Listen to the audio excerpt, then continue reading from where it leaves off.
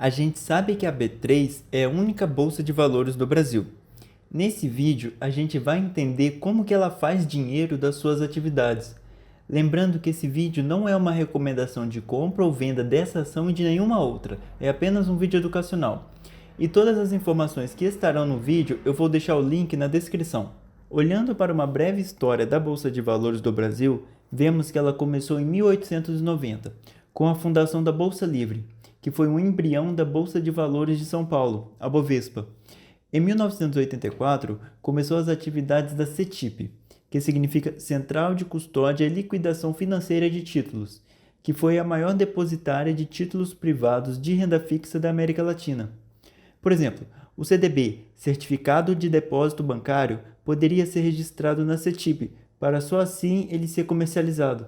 Já em 1986, começou as atividades da BMF, que significa Bolsa de Mercadorias e Futuros, que foi a maior bolsa do mercado brasileiro para negociação de contratos futuros. Esses contratos futuros nada mais são do que um contrato de compra e venda entre dois investidores.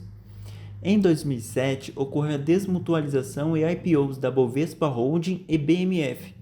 Essa desmutualização seria transformar títulos patrimoniais em ações. Assim, pelo IPO, você coloca essas ações à venda no mercado. Em 2008, houve a fusão entre a BMF e a Bovespa, e foi criada a BMF Bovespa. Ainda em 2008, a CETIP transformou seus títulos patrimoniais em ações. E em 2009, ela pegou essas ações e colocou à venda no mercado, fazendo seu IPO. Em 2010, houve a aquisição da GRV pela CETIP. Essa GRV era responsável pelo processamento e custódia das informações de transações de financiamento de veículos em todo o Brasil. Em 2016, houve um acordo entre a BMF Bovespa e a CETIP para realizar a fusão entre as duas empresas. E em 2017 foi aprovada a fusão, nascendo a B3 que conhecemos hoje.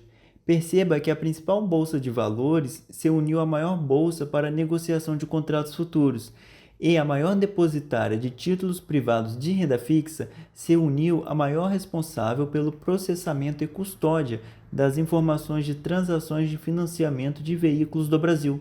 E depois todas se uniram para formar uma companhia só, criando uma única companhia que é líder em diversos segmentos do mercado financeiro brasileiro. E quando a gente pensa na Bolsa de Valores brasileira, a gente acredita que ela é uma empresa com controle brasileiro. Mas essa companhia não tem um acionista ou um grupo de acionistas controladores. Ela é uma companhia com controle pulverizado. Isso significa que cada pessoa ou empresa tem uma baixa concentração de poder sobre a companhia. Ou seja, o controle de uma companhia é dividido com mais de uma pessoa ou grupo de acionistas, de modo que ninguém consegue tomar decisões de maneira isolada. Com essa divisão de ações entre um grande número de acionistas, o controle sobre a empresa é determinado pela porcentagem que cada um possui. Assim, o controle e influência de determinados acionistas nas decisões da companhia é equivalente à parcela de ações que cada um possui. Mas como a concentração de ações é baixa, é necessário que os grupos se organizem para encontrar pontos em comum e fazer alianças. Então, a principal vantagem de uma empresa com controle pulverizado é que existe uma tendência de apresentar melhores práticas de governança corporativa, sendo que uma vantagem importante é que a administração tende a ser realizada de maneira mais transparente. Além disso, como há bastante gente interessada no negócio, a tendência é que o corpo diretor seja formado por profissionais mais técnicos. Assim, fica difícil a companhia priorizar interesses individuais, conseguindo focar no coletivo. Mas também tem algumas desvantagens. Por exemplo, as decisões se tornam mais burocráticas, devido à dificuldade de organizar diversas opiniões sobre os negócios da companhia. Isso pode gerar vários conflitos dentro da gestão, atrasando as tomadas de decisões. Porém, as vantagens são consideradas maiores que as desvantagens, porque as empresas com controle pulverizado tendem a ser mais valorizadas no mercado do que aquelas com controle definido. Agora, olhando para quem tem mais influência sobre a Bolsa de Valores brasileira, perceba que a Capital Research Global Investors é a que possui 8,95% das ações ordinárias, sendo que essa empresa é americana, que tem mais de 2 trilhões de dólares sob gestão. A segunda maior posição é de fundos administrados pela BlackRock, também uma empresa americana, sendo que tem mais de 9 trilhões de dólares sob gestão. Isso significa que duas empresas americanas são as que mais têm influência nas decisões da Bolsa de Valores brasileira. Sabendo que a B3 é uma líder de mercado, vamos dar uma olhada nas suas margens, que são bem elevadas. Veja que a margem líquida, que é a porcentagem do lucro líquido dividido pela receita líquida, está em 50,92%. Ou seja, 50,92% da quantidade de dinheiro gerada pela empresa ao realizar suas atividades vira lucro. Olhando para o ROI, que é o retorno sobre o patrimônio líquido, sendo a divisão do lucro líquido dos últimos 12 meses dividido pelo patrimônio líquido do último balanço patrimonial, teremos aproximadamente 21,45%, também sendo considerado um indicador elevado. Então, caso apareça um futuro competidor nesse mercado, a B3 poderá diminuir suas margens para continuar sendo líder no segmento. Um dos jeitos da B3 diminuir suas margens caso apareça algum concorrente seria diminuindo suas taxas. Aqui eu mostro algumas dessas taxas cobradas por ela. Vou deixar claro aqui que muitas dessas taxas as próprias corretoras as pagam para conseguir segurar seus clientes. Agora, olhando para a taxa de manutenção de conta de custódia, como a gente tem alguma ação que está listada na Bolsa de Valores, nós temos um pequeno espaço no banco de dados da B3 e isso gera um custo. Sendo assim, quando a gente tem uma conta sem movimentação ou posição, que seria sem comprar ou vender nenhuma ação ou não ter ações, isso vale para residentes no país e os não residentes, e gera um custo de R$ 3,00 por mês. Agora, caso você tenha alguma conta com movimentação ou posições de ativos, você que reside no Brasil está isento dessa taxa. Caso você não resida no país, terá que pagar R$ 115,83 por ação. Caso deseje receber envios de informações de forma impressa, terá que pagar R$ 3,44 por unidade enviada. Agora, olhando os custos para manter sua renda variável sob a custódia da B3, vale ressaltar que aqui em cima nós vimos o custo para manter sua conta. Agora, nós vemos a taxa anual cobrada pela custódia da renda variável. Perceba que é uma porcentagem mínima, variando de 0,05% até 0,0005%. Então, se você tem até R$ 20.000 em renda variável, não haverá necessidade de pagar essa taxa. Mas veja que é uma pequena taxa, quando comparado ao capital investido. Se você tem R$ 60.000, terá que pagar uma taxa de R$ 30 ao ano. Se tiver R$ 110.000, vai pagar R$ 44. R$ 500.000 vai pagar R$ 65. E R$ 5 milhões vai pagar R$ 360 por ano. Também existe uma taxa cobrada por toda negociação que ocorre dentro da Bolsa de Valores. Veja que é uma taxa de negociação e uma de liquidação, que seria duas etapas do processo de negociar uma renda variável. Há uma operação feita para quem vende e uma operação feita para quem compra. Então, são duas operações que é feito durante uma negociação. Assim, para a pessoa física, que geralmente movimenta uma quantidade de dinheiro menor, a taxa total é de 0,0300% do valor negociado. E para fundos e clubes de investimento, a taxa é de 0,0230%, pois esse pessoal geralmente movimenta uma maior quantidade de dinheiro. Mas veja que são valores bem baixos. Se você investir R$ 1.000, vai pagar 30 centavos de taxas. Se investir R$ 15.000, vai pagar R$ 4,50 de taxa. Lembrando que muitas corretoras geralmente arcam com essas taxas para segurar o cliente. Aqui a gente vê de onde vem 45% da receita da B3, que vem do segmento dos listados, de ações e renda variável. Essa parte de listados seria aquelas ações, fundos imobiliários, BDRs, que você acha no seu home broker, quando compra uma delas. Quando você simplesmente vai no home broker da sua corretora e compra uma ação, sendo que você tem um dinheiro na conta, você está fazendo parte do mercado à vista, sendo que em até 2 dias úteis essa compra da ação é efetivada e você recebe aquela nota de corretagem no seu e-mail, indicando que a compra ou venda da ação foi concluída. Aqui no azul escuro, que é o pós-negociação, ocorre grande parte devido aos IPOs, que demoram um tempo maior desde a compra da ação até a compra ser concluída.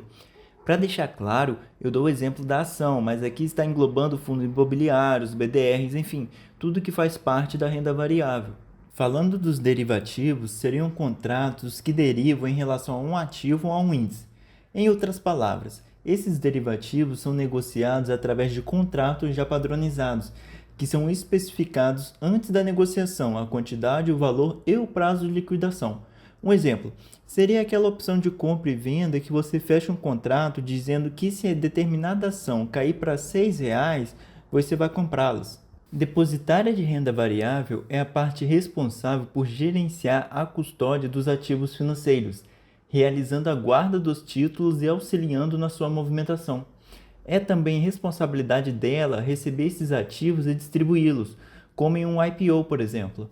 Esses empréstimos de ações é a situação que ocorre quando um investidor doador empresta suas ações para outro investidor, por um prazo pré-estabelecido e mediante a cobrança de uma taxa. Parte dessa taxa fica com o investidor doador, outra parte com a corretora e uma outra parte com a B3. Geralmente, esse investidor doador é aquele de longo prazo, que não tem interesse em se desfazer das ações por um determinado período de tempo.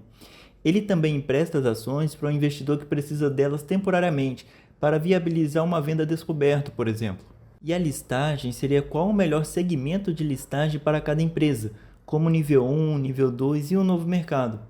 Já os serviços de soluções para emissores seria, por exemplo, a abertura de capital de uma empresa na B3, listagem de fundos de investimentos, novas ofertas de ações para empresas que já estão listadas e as BDRs.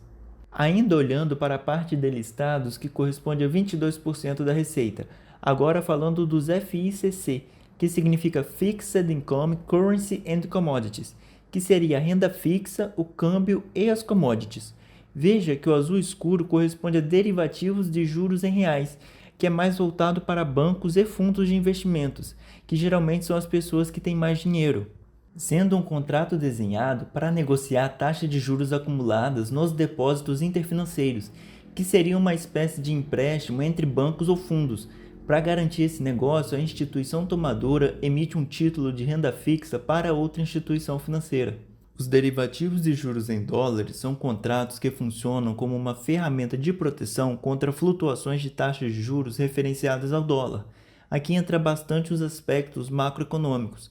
Isso pode ser interpretado como rendimento em dólares para estrangeiros que assumem riscos de investir no Brasil.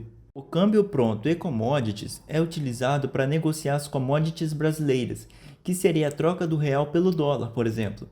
Nesse câmbio pronto, você faz a negociação e conclui em até 2 dias úteis. Os derivativos de câmbio seria, por exemplo, negociar o dólar futuro, em que na negociação as duas partes se comprometem a comprar ou vender determinado papel, por um preço pré-definido e um prazo já pré-estabelecido. O mercado de balcão seria a negociação de papéis que não estão listados na Bolsa de Valores. Explicando em outras palavras, existe um ambiente para negociação, que é a Bolsa de Valores, mas ele não é um único. Existe um mercado de balcão também. Veja que ele corresponde a 10% da receita da B3. Lembrando que esse mercado de balcão não possui a mesma rigidez que a B3, funcionando de forma mais arcaica. Aqui, quem conecta as pessoas que estão interessadas em negociar são as corretoras, ou as duas partes podem negociar de forma particular. Muitas vezes essa negociação ocorre por telefone. Olhando para os instrumentos de renda fixa, aqui entra os CDBs emitidos pelos bancos. Nos derivativos, entra os contratos futuros ou opções de compra e venda. Já em outros, entra a parte de instrumentos do mercado imobiliário, que seriam os LCIs, o CRI, e do agronegócio seria o LCA e a captação de crédito. Essa infraestrutura para financiamentos, que corresponde a 4% da receita, seriam os dados que a B3 guarda em seu banco de dados, que seriam usados nesse mercado de financiamento de veículos. Esses sistemas de contratos são as transações de dinheiro que ocorrem para realizar esses financiamentos.